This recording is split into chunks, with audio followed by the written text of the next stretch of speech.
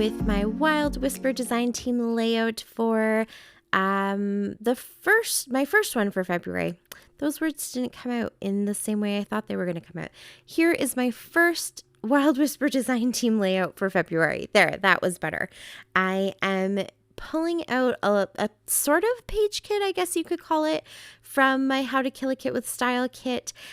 When I did my live on February 1st, I actually went through my whole Wild Whisper stash and created 3 page kits using the oldest Wild Whisper products that I had. That's sort of how I'm interpreting this month's How to Kill a Kit with Style kit theme, which is vintage. I'm just using a lot of my vintage stuff. So my kit is made up of papers from, 2010, 2011. I don't really have much stash that's older than that. I try to go through my stuff pretty often, at least once or twice a year, and get rid of things that I've been holding onto that I'm really just not using. And, usually that ends up being older stuff. There are a few things I could probably, if I really dove deep down, I could probably find some things that were maybe a little bit older, but for the most part, I don't try to hold on to things too much, or at least if I do find them, I make them a priority to get used. So actually this theme worked out really well because it did make me and others kind of go through their stuff and really take a look at what we could get used up.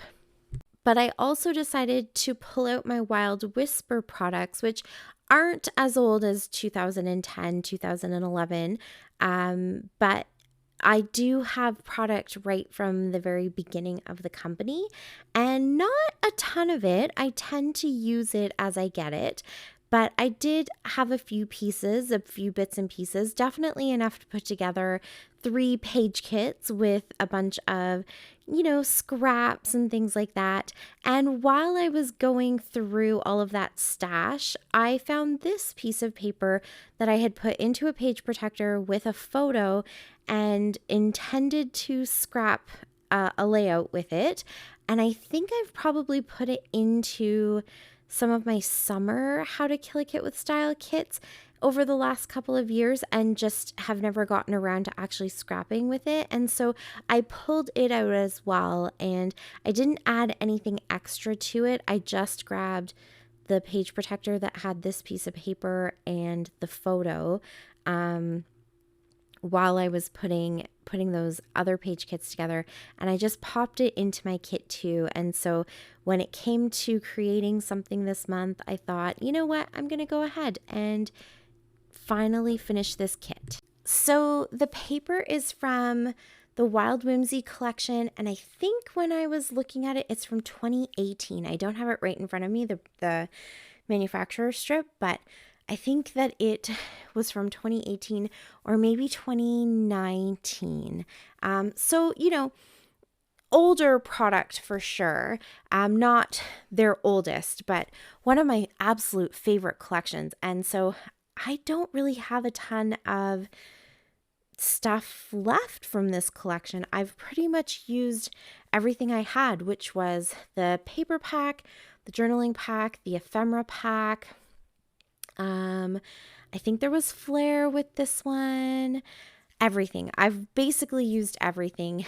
So there was nothing else in this page kit that I put together except the paper and the photo. And I was kind of okay with that because I have scrapped a lot of the pictures from this trip to the beach.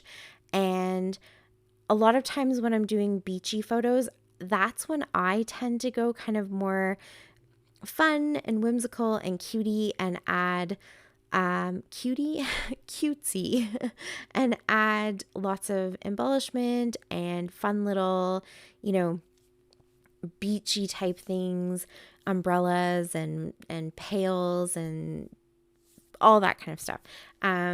And so I'm okay to make this one a little bit more simple. I just really loved the paper, and I really love this picture of my kids. They're so happy, and they had so much fun at this particular beach. It was such a gorgeous day. And so I'm really happy to just let the paper and the picture shine. Oh, Do you guys hear that? That's Arlo. He does not meow. He has that like cute little cry.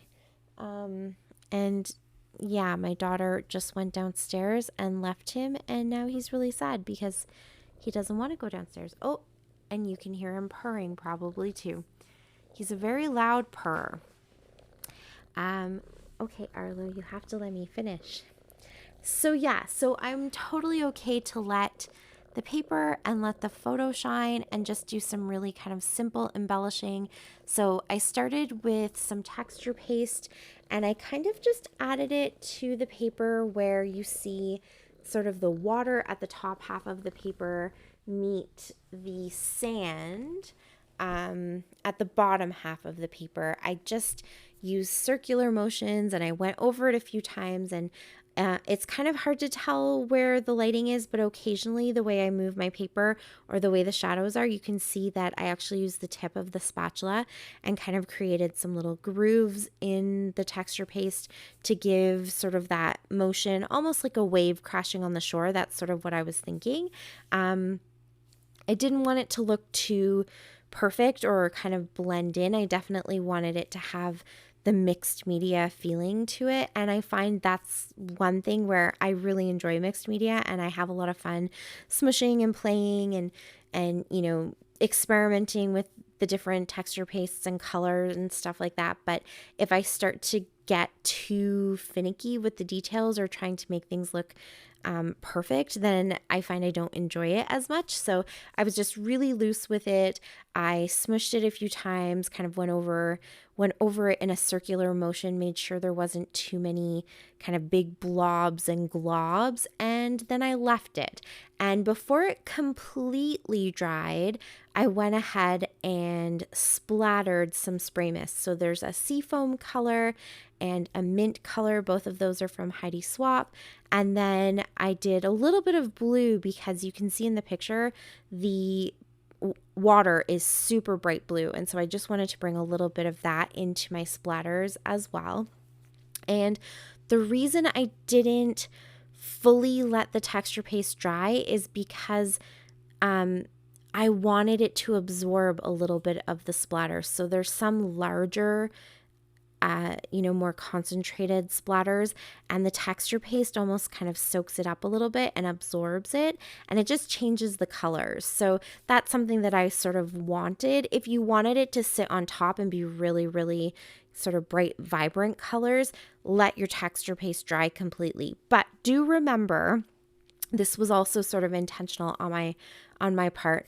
When you put grooves and things in your texture paste and you let it completely dry, your mists, if you're splattering them, will want to run a little bit and follow the grooves. Now, I really like that. I like to see the way that the color kind of runs and follows the patterns of any little bumps and grooves that you have in your texture paste. But if you don't want that, just remember to have maybe like a baby wipe handy or something like that, where you can kind of clean it up a little bit and make sure it's not running anywhere you don't want it to go.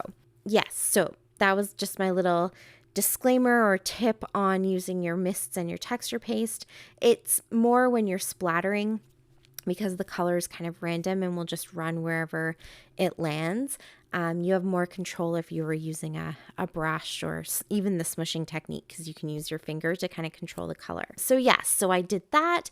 And then when I was going through my little iris container of ephemera and embellishments from Wild Whisper, I found those little hibiscus flowers. They kind of give tropical vibes, but I think they also give a beachy vibe, so that was really fun. And none of the other beach layouts that I've created from this trip have flowers like that, so I just thought it was something a little bit different that would help to make this particular layout stand out. And I just layered them on either side of the photo, really simple, not a lot of fuss. I didn't want to add too much extra. I just kind of like the little pops of color and some of the black and white. I found some little flip-flops. They're sort of like a little hard plastic puffy sticker. So there were 3 pairs of flip-flops, which works perfectly because I've got my 3 kiddos. And then I added Beach Babes as my title. Not all of the letters are kind of in the right colors, but I figured since I added those flowers, I could probably get away with a few extra colors in there too. It just happened that I didn't have all the right letters and all the right colors from the Pink Fresh Studio alphas that I used, but they're all close enough, so I think it works. And then I finished it off with some sequins from Wild Whisper, created by Spiegel Mom Scraps. And that is it. That is my layout for this week. Thank you so much for watching. I really appreciate it. Please check out the blog for more details and to see the other design team members. And see you on my live tomorrow, February 15th. Until next time, happy scrapping. Bye. Bye. Thanks to me. To Robert and my channel.